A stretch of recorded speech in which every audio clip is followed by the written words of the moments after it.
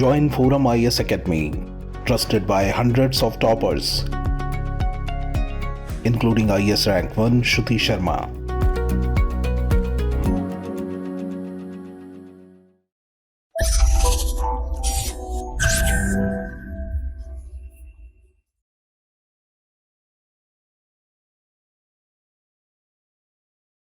Hi, my name is Krishnan. I'll be doing the Hindu news analysis for the day. These are the 5 articles that we have taken up for discussion, and towards the end we'll see previous year questions. So the first article for the day is the government has introduced something called as the National Research Foundation Bill. So in this article, the author is analyzing how this will pan out. Let us get into the details. So what has happened? There's something called as National Research Foundation Bill. So this has got the scientific community in India excited. Because the Union Cabinet has also approved it. And what they are telling? This will strengthen the research ecosystem in the country. Even though the bill has not been introduced in the parliament yet, let us see what are the provisions inside it. So once it is passed, what will happen? It will establish an apex body to spearhead research and development.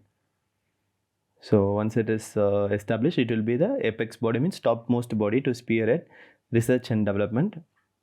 And what will R&D institutes do? They'll nourish a culture of innovation, research ecosystem, and this will go to all universities and colleges in the country. And simultaneously, what is happening? Earlier there was a pre-existing Science and Engineering Research Board Act. So earlier this SERB was established as a statutory body under the Department of Science and Technology, and they were also doing functions which the NRF now proposes to do. So same work only. But now let us get into the details. So who first came up with this idea? It was Kasturi Rangan. So in Kasturi Rangan committee in 2019, they wanted NRF as an independent foundation to promote and fund research and development in India, and this was adopted in the national education policy as well. So in the document, what did they talk about? They talked about pre-existing research institutes like Department of Science and Technology under the Department of Atomic Energy, Department of Biotechnology, ICR, Medical Research, Historical Research, University Grants Commission. So what they are telling, these people as well as other private and philanthropic organizations would continue to fund research according to their priorities and needs independently. So whatever research they were doing earlier, they'll continue to do it. In spite of that, in addition to that, you will have NRF also. So this is what the NAP talks about. So, but what has happened? They have talked about those institutes, but they have not talked about SERB. So right now what problem is there? It is not clear whether they will abolish SERB or not.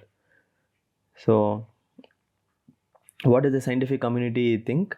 They thought that since it is a statutory body under the Department of Science and Technology, the department will continue to support and fund research as before. So why did they think that? Because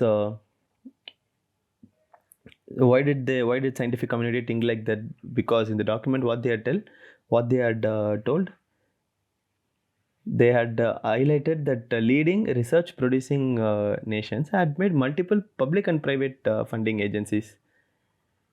So, and there was no reason that SERB must go, because there is no reason that our country could not stand to benefit from the SERB.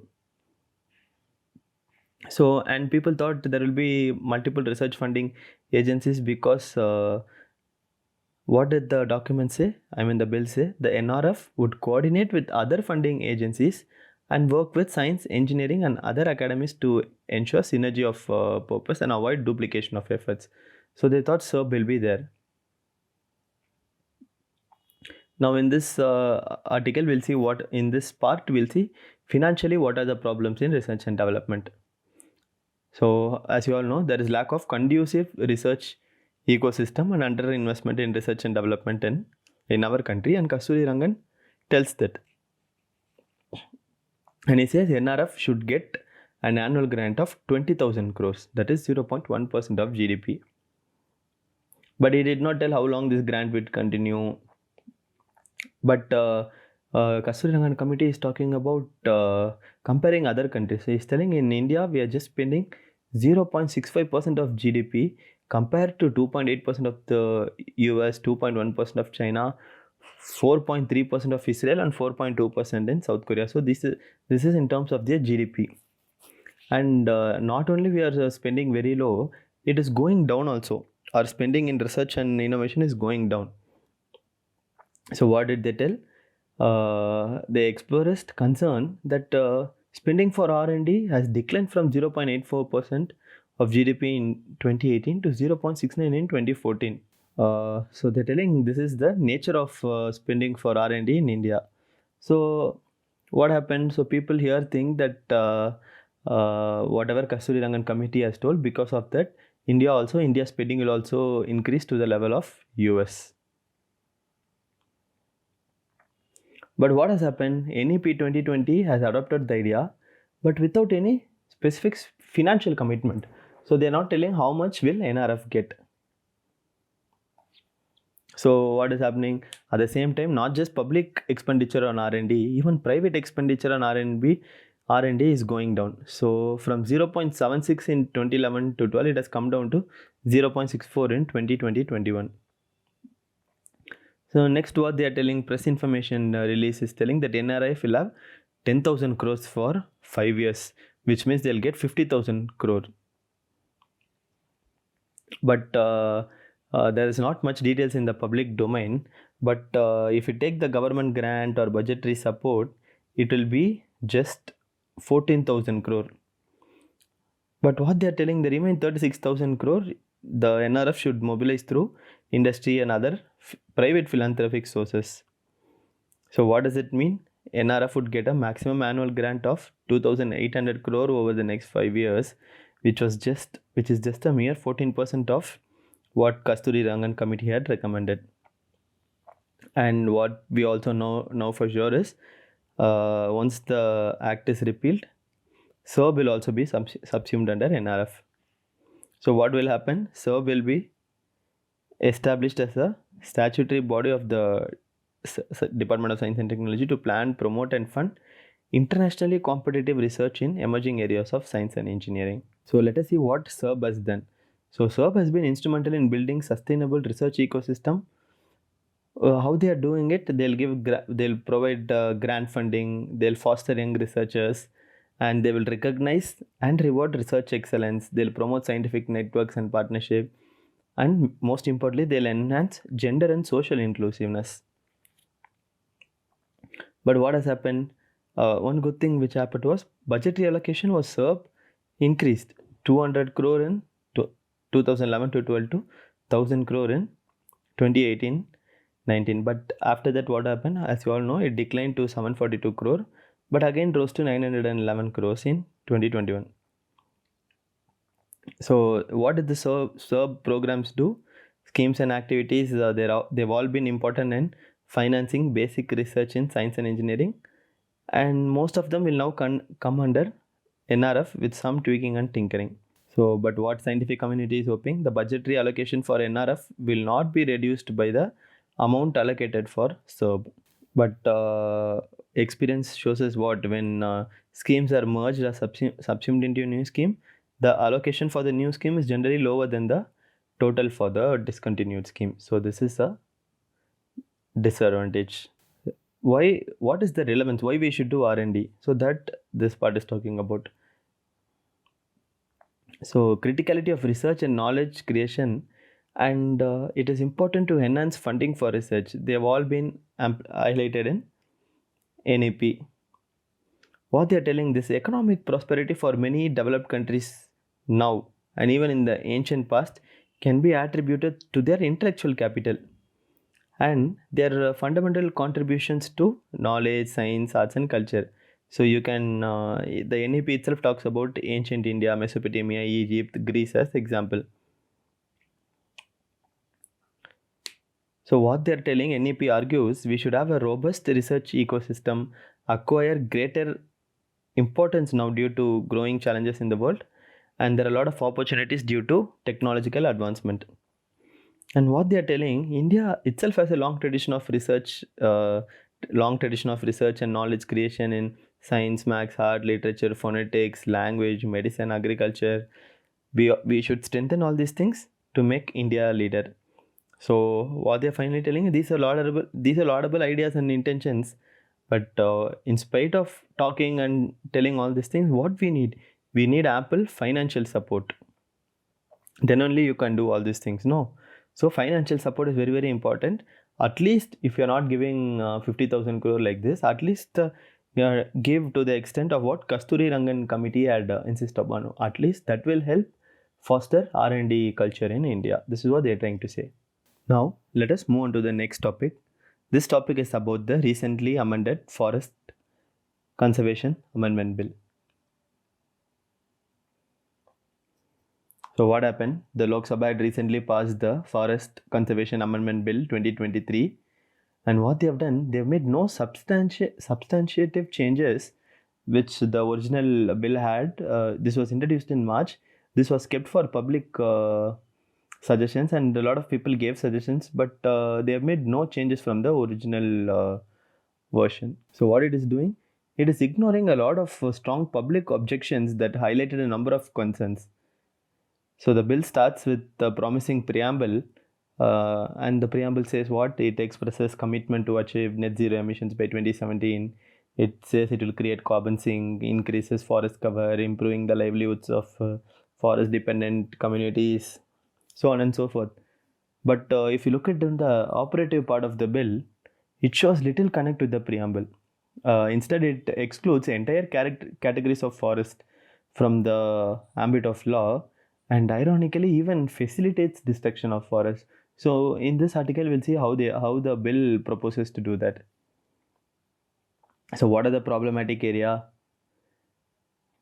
What happened? The Forest Conservation Act 1980, which the current bill aims to amend, it adopted a very protectionist stance. That is, it is protecting the forest. Protectionist stance. This made forest clearances time consuming and even costly to obtain. So what the authors are telling, see, current development needs and priorities we accept, but he is telling the bill itself deviates from the original spirit of the law. So for what it was made a law for forest conservation, but this bill is deviating from that spirit itself. And 3 points from the bill that have caused considerable criticism amongst environmental experts is, they've narrowed down the definition of what is a forest and exclusion of significant tracts of forest area, and they are granting sanction to additional activities which were regulated earlier. So these three things are causing uproar among public and environmentalists. So let us see what these three things are about. So specifically, the bill, what is it doing is, it is restricting the application of the landmark 𝐂𝐻𝐷𝐻𝐸𝐻𝑚𝐬𝐿 judgment. So what is the 𝐂𝐻𝐷𝐻𝐸𝐻𝐸𝐻 judgment? It means what is the meaning of forest. So meaning of forest, it is areas with trees, not just areas that are legally notified as forest. So I hope you are able to understand this. So, but what happens is the present amendment restricts the Forest Conservation Act to only legally notified forests and forests recorded in government records on or after October 25, 1980. So areas should be specifically, they should be legally notified as forest. Other than that, they are not forest. So if they are not forest, they can be easily cut off. So this change could potentially impact around 28% of India's forest cover, which encompasses almost 2 lakh square kilometers. So these forests include forest orchids, plantations, forests of exceptional quality and conservation value. So for example, if you take the unclassed forest in Nagaland, so far they have not been officially legally called forest. But what has happened? For centuries they have been protected and used by autonomous clans. So perversely, what this amendment bill is doing, states that have refused to identify important forest areas despite the 𝐂𝐻𝐷𝐻𝐸𝐻 judgment may now be freely allowed to destruct these forests for construction and development. So that's why they're designing for the same reason. Aravalli Hills in the Delhi National Capital Region, which are considered ecologically significant, and not just that, they are critical to the water security of this region. But even they'll be affected by the amendment because they are not classified as forests. Secondly, the bill excludes some of India's most fragile ecosystems. Why they are telling? Because in these areas, if you want infrastructure construction, you should have forest clearances. So what the government is telling, for security related infrastructure up to 100 kilometers of the international borders, there is no need for forest clearance. So these areas, what areas will come under this category? Globally recognized biodiversity hotspots such as the forests of northeastern India and the high altitude Himalayan forest and meadows. Third, what it is telling, the bill introduced exemptions for construction of projects such as zoos, safari parks, and ecotourism facilities. So what they fail to understand is artificially created green areas and animal enclosures are very different from natural ecosystems, because natural ecosystems provide a bouquet of ecosystem services and contribute significantly to human well-being. And what is very worrying is that bill also grants unrestricted powers to the union government to specify any desired use beyond those specified in the original act or amended act. So they can give clearance for projects that are not mentioned in the act also. So what will such provisions do? They automatically raise legitimate concerns about potential exploitation of forest resources without adequate environmental scrutiny. And finally, what they are doing, they're disenfranchising forest people, because the bill makes no reference to other relevant forest laws. For instance, they are not talking about scheduled tribes and other traditional forest dwellers, that is the Recognition of Forest Rights Act. So instead, the exclusion and ease of diversion of forest areas will mean that forest people's institutions need no longer be consulted. So they'll not be consulted hereafter. So this is not just a matter of equity. What happened in Nepal, forests were handed over to local community. So this led to what? This led to the country's increase in forest cover from 26% to 45% in just 30 years. So what the authors are telling, if India is to meet its net zero carbon commitments and increase forest cover, what we should do, we should further the participation of forest people, not disenfranchise them. So you give them more rights, you give rights of forest to them, conservation they'll do. If they do, there will be improvement in all this forest related matters. And next, what is happening? The system of forest clearances under Conservation Act 1918 may be flawed, but this bill does nothing to rectify it. Instead, what it's telling, it is just excluding certain sectors from its ambit. So these sectors no need to get clearance, like that they're telling. See, what they're telling is, in democracy, all these things will move little slowly only, but you should fix them. You should not dismantle them. So why these systems are in place? Because they provide essential checks to assess the impact of projects which change the land use, and all this result in environmental destruction. See, exceptions are needed, but you need fast tracking. You're asking that for strategic and security related projects, that is fine, but for that, administrative process should be speeded up, and needless delays in environmental clearance should be avoided. But you should not let all these things go out of clearance ambit. So that's what they're saying. Don't give blanket exemptions from regulatory laws, because that was not the right thing to do. Because more than all these things, the importance of India's natural ecosystems must be valued. So if you go through this bill, you'll know that India's northern borders, where exemptions will perhaps be most used, are framed by the geologically active Himalayas. And even recently, we are seeing Joshimath, what is happening in Joshimath, there is subsidence, landslides, so on and so forth. So what they're telling is there is need for proper geological and environmental assessments for development projects. Forest and natural ecosystems cannot be considered a luxury.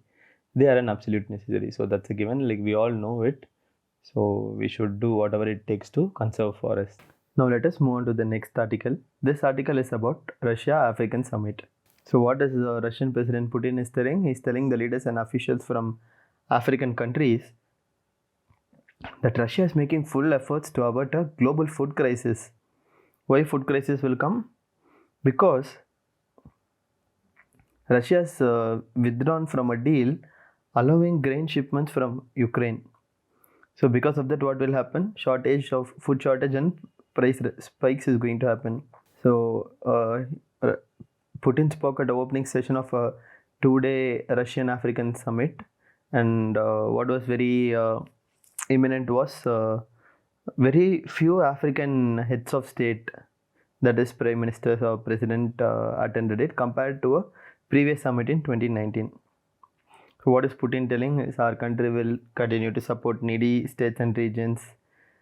We'll do humanitarian delivery, all those things he is telling. And he's telling that Russia seeks to actively participate in building a fairer system of distribution of resources. Next, what is telling? We are taking maximum efforts to avert a global food crisis. So why this problem? That and all we saw yesterday itself. So what is Putin is telling? That I have already said that Russia can replace Ukrainian grain both on commercial basis and as a grant aid to the African countries, because he's telling this year Russia had record harvest. So what was the issue? Russia and Ukraine agreed a year ago to a UN and Turkey brokered deal that reopened 3 Ukrainian Black Sea ports. Earlier they were blocked because of Russia-Ukraine fighting, and they told any ship that is entering this port would not be attacked. So Russia declined to renew this agreement this month. Why did they do it? Because they are telling our own experts were being held up on all those things. But why did they do it? Because the Kerch bridge was attacked by Ukrainians. So as you all know, both Russia and Ukraine are major grain suppliers, and Putin is telling we will definitely give food exports to Africa. He's telling this is Putin's stated goal of using this summit to bolster ties with a continent of 1.3 billion people. So what they are doing on the global stage, they are becoming increasingly assertive. So Putin has got other plans also for Africa. What is it? He's telling increased enrollment for African students in Russian universities, and opening of Russian state news media bureaus in many African countries, and common information space in Russia and Africa.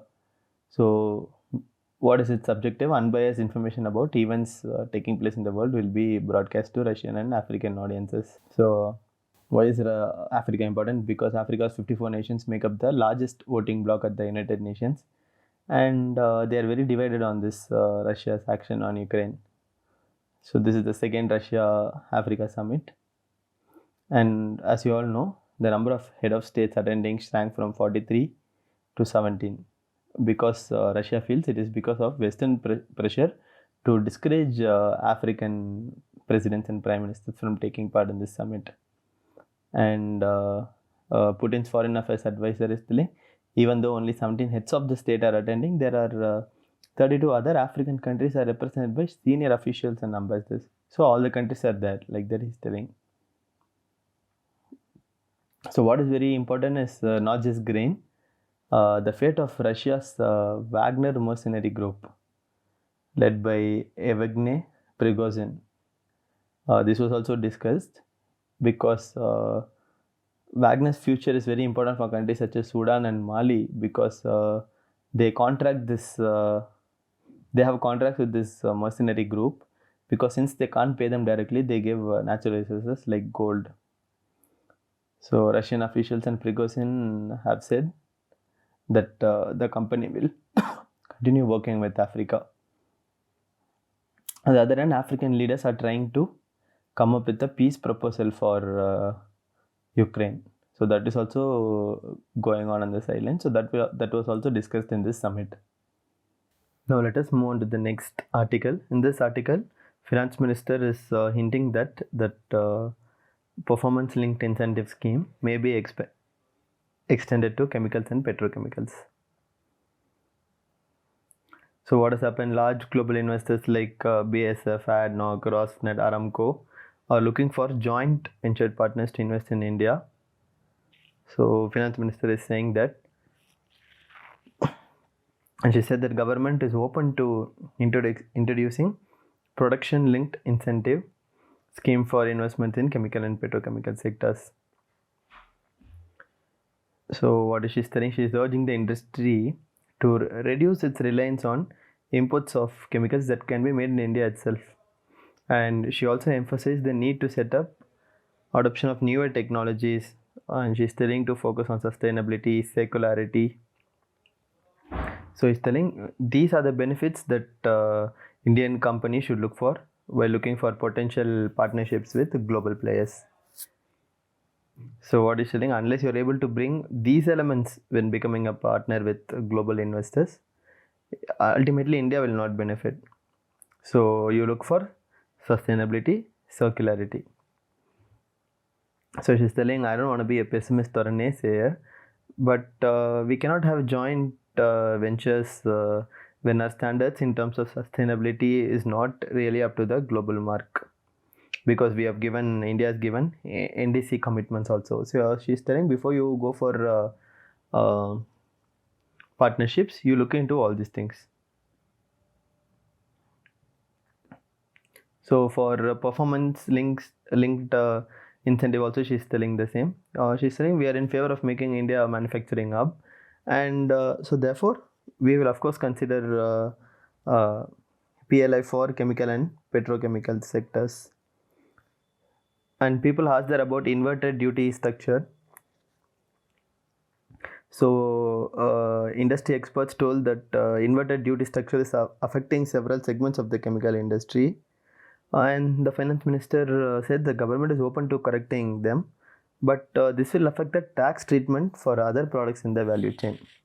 So she's telling, with the caution I'm telling this, I'm not saying there won't be any inversion, but inversion, if it is corrected on one item, there will be a collateral somewhere else. So there is telling, when there is no inversion is getting corrected. And so she's telling inversion is a great concern for industry, and correction is definitely necessary, and they look at it in a holistic fashion. So she's saying the finance ministry will review all suggestions on this front with an open mind. So what is the PLI scheme? The PLI was conceived to scale up domestic manufacturing capability, accompanied by higher import substitution and employment generation. So import substitution and employment generation. So for this reason, the government has set aside 2 lakh crore under PLI schemes for various sectors, and an additional allocation of 20,000 crore was made towards performance incentive for solar PV models in the budget 2022-23. So it was launched in March 2020. The scheme initially targeted 3 industries: mobile and allied component manufacturing, electronic component manufacturing, and medical devices. So what are the incentives that you get under the scheme? You get incentives calculated on the basis of incremental sales, range from as low as 1 degree for electronics and technology products to high as 20% for the manufacturing of critical key starting drugs and certain drug intermediaries. So this is the PLI scheme. Now she's telling, in the future, chemicals and petrochemical industries might be a part of PLI scheme. Now let us move on to the next article. This article talks about the number of deaths this year in India due to heat waves. So as many as 120 people died in Kerala due to heat wave till June end, which is the highest in the country. This was followed by Gujarat with 35 deaths, Telangana with 20, Maharashtra with 14, Tamil Nadu and UP with 12, West Bengal with 11, and Madhya Pradesh with 10. So states that saw fewer deaths were Himachal Pradesh, Bihar, Odisha, and Andhra Pradesh. And Delhi reported 1 death. So what is the government is telling? They had released the guidelines to strengthen health systems for heart related illness. So all these are happening in the parliament because of the monsoon session. So what is the meteorological department is doing? It is giving alerts. So the states have been told to prepare their heat health sector plan with focus on awareness building, health system capacity upgrade, and strengthening of health infrastructure to treat heat related illness and reduce deaths. So till now 28 states have completed their heat health action plans, and the Indian Meteorological Department has issued heat wave alerts, and these are further shared with state nodal officers for climate change to ensure health facility preparedness and follow up. So let us go on to previous year questions. Concept of nirvana is best described. Nirvana means freedom from the cycle of birth and death. And how do you achieve it? Extinction of the flame of desire. So A is the right answer. Very easy question, which is fundamental to the governance of the country. Directive principles of state policy. Quit India movement was launched in response to, very simple this as well, Cripps proposal. Option B. The balance of payments of a country is a systematic report of all import and export transaction of a country during a given period of time, normally a year. So option is A. So that's all for today. If you liked it, please share it among your friends, subscribe the channel and comment. Thanks for following. You can also follow us on YouTube, Instagram, Telegram and Facebook. Thanks for tuning in. I'll see you again tomorrow.